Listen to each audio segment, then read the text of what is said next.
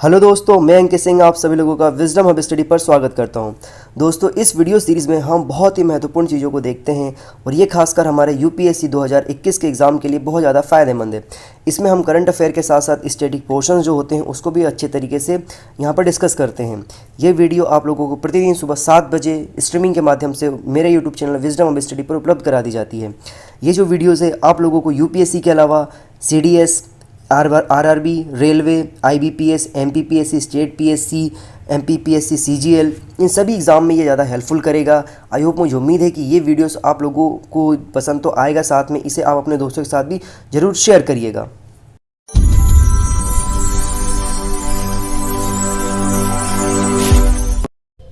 चलिए दोस्तों, अब हम शुरू करते हैं हमारा आज का लेक्चर। इससे पहले हम डिस्कस कर लेते हैं कल के वे क्वेश्चंस जो कि मैंने आप लोगों को प्रीवियस लेक्चर में दिए थे। तो पहला प्रश्न है, भारत ने किस वर्ष पायनियर इन्वेस्टर्स का दर्जा प्राप्त किया था?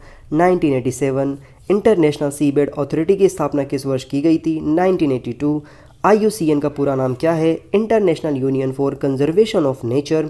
विश्व के कितने प्रतिशत भूभाग पर समुद्र है? 70% भूभाग पर समुद्र है। भारत की कितने किलोमीटर भूभाग समुद्री तट पर स्थित है? 7,517 किलोमीटर का भूभाग जो है वो समुद्र के किनारे पर स्थित है। अब दोस्तों, यहाँ पर हम डिस्कस करते हैं कोरोना वायरस से संबंधित वे महत्वपूर्ण चीज़ें जो कि आप लोगों को जानना चाहिए। पिछले विगत कुछ दिनों से बहुत सारी चीज़ें घटित हुई हमारे देश में, पूरे विश्व जगत में कोरोना वायरस को लेकर के ही। उसी में हमने सुना है कई बार वेरिएंट्स। तो वेरिएंट्स क्या होते हैं, म्यूटेंट्स क्या होते हैं, किस प्रकार से ये प्रभावित करते हैं, ये सारी चीज़ें मैं आप लोगों को इस लेक्चर के माध्यम से बताऊँगा। तो कोरोना वायरस के हमने देखे हैं वेरिएंट्स, जिसमें से alpha, beta, gamma, delta, even अब तो यहाँ पर लैम्बडा भी आ गया है। तो ये सारे क्या हैं, ये चीज़ें हमें आपको बताने की कोशिश करूँगा। तो देखिए, मध्य प्रदेश में जो पहला डेल्टा वेरिएंट प्लस का जो केस है वो सामने आया है और ये भोपाल में सामने आया है। भोपाल में भी एक जगह है जहाँ जिसका नाम है यहाँ पर बड़खेड़ी पठानी। तो बड़खेड़ा पठानी में यह 64 वर्षीय महिला में जीनोम सीक्वेंसिंग के माध्यम से संक्रमण की पुष्टि की गई है और यह देश में 7वां ऐसा मामला है। अभी तक 6 मामले आ चुके हैं, जिसमें से ज़्यादातर मामले महाराष्ट्र से आए हैं। पहला मामला भी महाराष्ट्र से आया था, लेकिन यह मध्य प्रदेश का पहला ऐसा मामला है जो कि डेल्टा प्लस का वेरिएंट सामने आया है।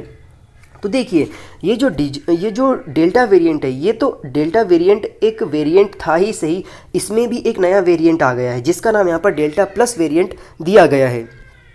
तो delta plus variant delta variant यानी कि B.1.617.2 स्ट्रेन के म्यूटेशन से बना है ये, और इसका जो म्यूटेशंस नामकरण किया गया है वो K417N इसका नामकरण किया गया है।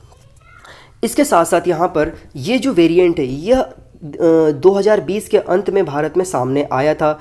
WHO ने इस वेरिएंट को, जो डेल्टा वेरिएंट है, इसको 31 मई 2021 को डेल्टा नाम के वेरिएंट से इसको नाम दिया है। मई 2021 तक इसके 3 वेरिएंट सामने आ चुके थे डेल्टा वेरिएंट के, B.1.6173। फिर इसका पहला वेरिएंट अक्टूबर 2020 में सामने आया था, जबकि इसका एक अन्य वेरिएंट B.1.617.1 जो है कैप्पा वेरिएंट है।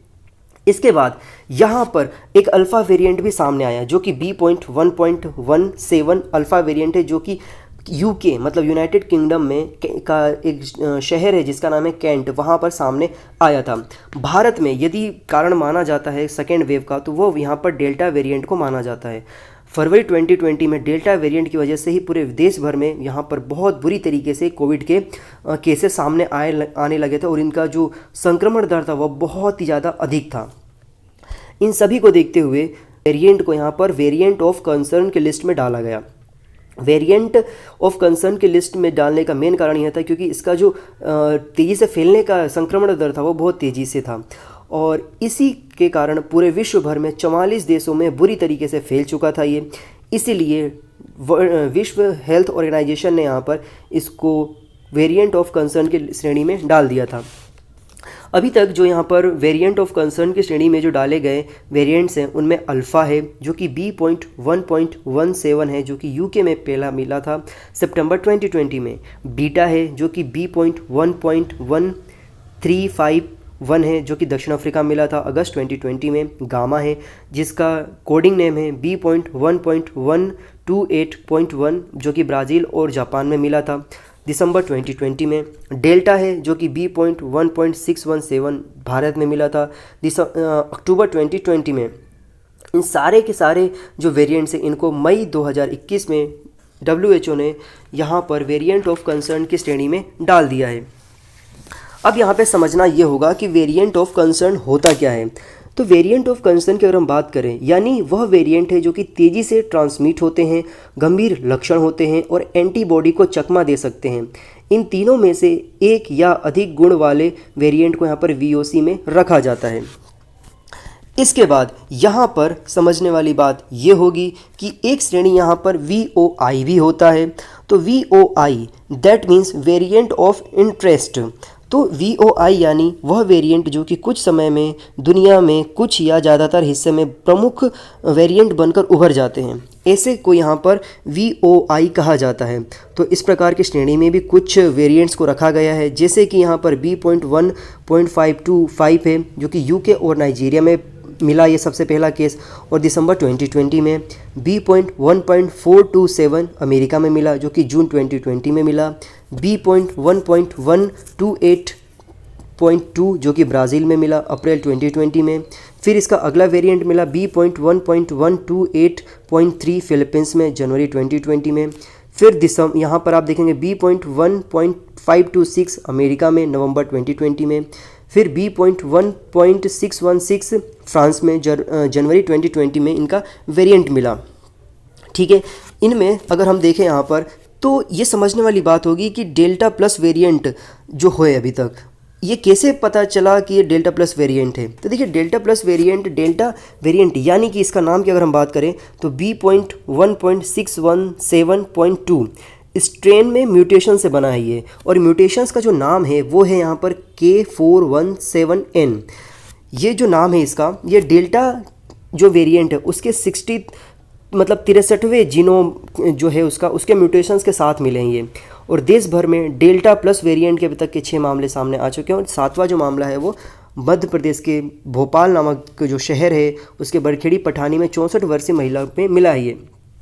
तो यहाँ पे एक बात सामने आई है कि जिस महिला में ये वेरिएंट मिला है उसको वैक्सीन लग चुका था, दोनों वैक्सीन उसको लग चुके थे, और इसका ये फ़ायदा हुआ कि उन महिला को यहाँ पर घर के होम आइसोलेशन पे ही ट्रीटमेंट किया गया और वह घर पे ही ठीक हो गई।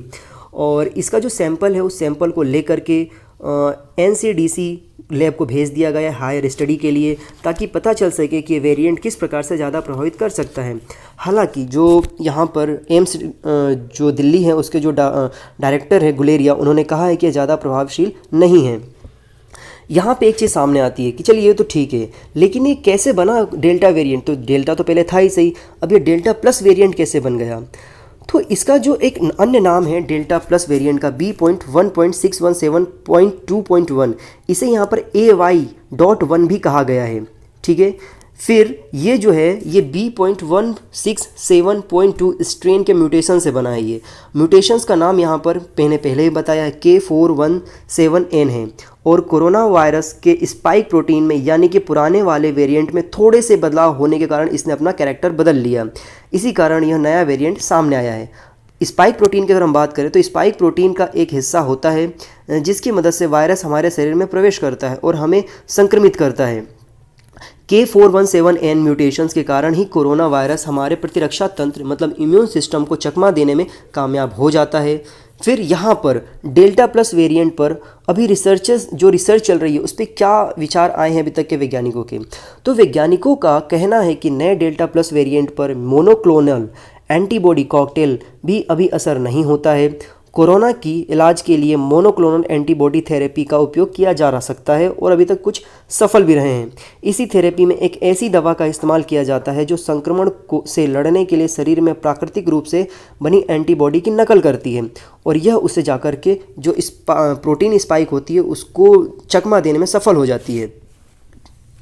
इसके साथ साथ यहाँ पर एक अन्य वेरिएंट सामने आया है, न्यू वेरिएंट लैम्डा। यह आइडेंटिफाई किया गया है 29 कंट्रीज़ में, जिसकी घोषणा यहाँ पर मंडे को WHO के द्वारा की गई थी। तो 18/6/2021 को जब मैं लेक्चर बना रहा हूँ तो यहाँ पर जो जानकारी प्राप्त हुई है तो इसका जो ओरिजिन है लैम्डा म्यूटेशंस का वेरिएंट का साउथ अमेरिका है, पेरू नामक जगह पर यह पाया गया है और इसका जो संक्रमण दर है वो 81% केसेस के साथ बढ़ा हुआ है। मतलब जो पेरू है वहाँ पर 81% जो केसेस है वो इसी लैम्बडा वेरिएंट के हैं। चिली में इसके 32% केसेस यहाँ पर दर्ज किए गए हैं पिछले 60 दिनों में। अर्जेंटीना और इक्वाडोर यहाँ पर भी इसके वेरिएंट पाए गए हैं। इसके बाद डेल्टा वेरिएंट अन्य वेरिएंट की तुलना में बहुत ज़्यादा खतरनाक होता है, बहुत ज़्यादा संक्रमित होता है, संक्रमण का दर इसका होता है। अल्फ़ा वेरिएंट की तुलना में इसका ट्रांसमिशन भी 50% से अधिक होने का अनुमान लगाया गया है। इसके अलावा अल्फ़ा की तुलना में डेल्टा वेरिएंट का वायरल लोड भी अधिक यहाँ पर आंका गया है।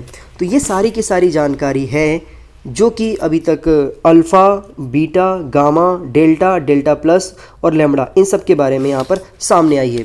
आई होप, मुझे उम्मीद है दोस्तों कि मैंने आप लोगों को जो भी जानकारी दी है वह आपको बहुत ज़्यादा फ़ायदेमंद रहेगा कोरोना वायरस में अवेयरनेस को लेकर के। अब इनसे कुछ संबंधित कुछ प्रश्न हैं जो कि मैं आपसे पूछता हूं और मैं देखने की कोशिश करूंगा कि आप लोगों को कितना याद रहा है पूरा का पूरा सेशन। तो पहला प्रश्न है, अल्फ़ा वेरिएंट का अन्य कोडिंग नाम क्या है? दूसरा प्रश्न है, बीटा वेरिएंट का पहला केस कहाँ मिला था? ब्राज़ील या जापान में गामा वेरिएंट कब मिला था? लैम्बडा वेरिएंट सर्वप्रथम किस महाद्वीप में और किस देश में मिला था? डेल्टा प्लस वेरिएंट के म्यूटेशंस का कोडिंग नाम क्या है? ये प्रश्न है आपके सामने 5। इन प्रश्नों के जवाब आप मुझे कमेंट सेक्शन में दीजिए। दोस्तों, इस वीडियो को यदि आप फेसबुक पर देख रहे हैं, यूट्यूब पर देख रहे हैं, इंस्टाग्राम पर देख रहे हैं, जहां भी देख रहे हैं, आप इस वीडियो के लिंक को अपने दोस्तों के साथ वाइडली शेयर करिए। इसमें जो क्वेश्चन आपसे पूछे जाते हैं उसके जवाब दीजिए ताकि आपको पता चले कि आपने कितने केयरफुल तरीके से इस पूरे लेसन को सुना है। और इसके साथ साथ मैं आपको एक और जानकारी देना चाहता हूं कि जो हमारा पेज है इंस्टाग्राम पर विजडम हब स्टडी, उसके स्टोरीज़ में डेली में करंट अफेयर के क्वेश्चंस डालता हूं जो कि बहुत डिफ़र होते हैं। उनको जा करके आप अटेंड करिए और देखिए कि आपको कितने क्वेश्चंस आते हैं। उन सभी के लिंक मैं आप लोगों को डिस्क्रिप्शन बॉक्स में प्रोवाइड करा दूंगा ताकि आप लोगों की जो तैयारी है वो और भी अच्छे तरीके से चल सके, चेक एंड बैलेंस के तरीके से।